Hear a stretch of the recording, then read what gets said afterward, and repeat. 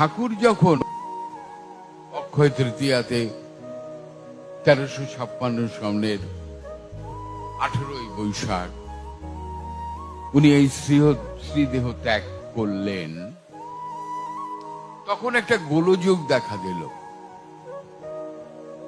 চৌমনিতে, যে ঠাকুরকে সমাধি দেওয়া হবে না কাষ্ঠ করা হবে। শ্যামাচরণ চট্টোপাধ্যায়কে বললেন, আপনি আসনে বসেন, দেখেন ঠাকুর কিছু নির্দেশ করেন কিনা। শ্যামাচরণ চট্টোপাধ্যায় দুবার বসলেন, একবার বসলেন, কোনো নির্দেশ পেলেন না।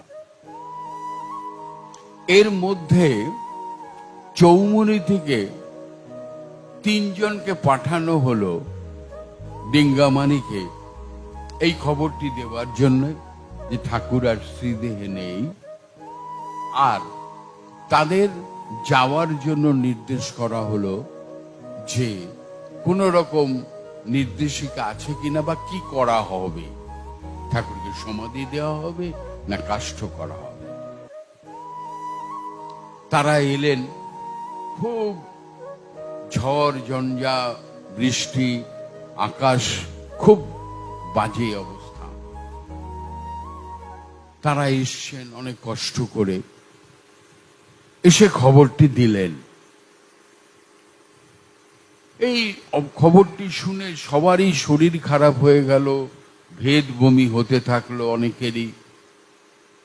মহেন্দ্রচন্দ্র চক্রবর্তী, তখন গিরীন্দ্র চক্রবর্তী মহন্ত মহারাজ, কিন্তু পরিচালনা করতেন পারিবারিকভাবে মহেন্দ্রচন্দ্র চক্রবর্তী পুরো সংসারটি।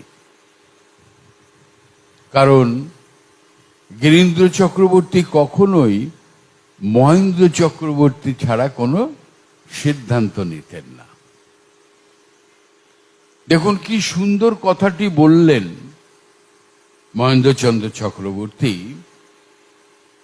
সেটার কিরকম বিরূপ ব্যাখ্যা হয়। উনি শুনে বললেন, না, আমরা ওখানে কেউ যাব না। কেন যাব না? আমরা গেলে আমিত্ব প্রকাশিত হবে এবং আপনাদের ঠাকুর, আপনারা যেইটা সিদ্ধান্ত নেবেন সেটাই আমাদের সিদ্ধান্ত, কিন্তু আমরা কেউ ওই এতে যাব না। তাহলে আমাদের আমিত্ব প্রকাশিত হবে। আপনাদের ঠাকুর, আপনারা যেটা সিদ্ধান্ত নেবেন সেটাই সিদ্ধান্ত। এরপর আবার শ্যামাচরণ চট্টোপাধ্যায়কে বলা হলো যে আপনি আবার বসুন। তারপরে উনি জানলেন যে ঠাকুরকে সমাধি দিতে বলা হচ্ছে। ঠাকুরকে তখন সমাধি দেওয়া হলো।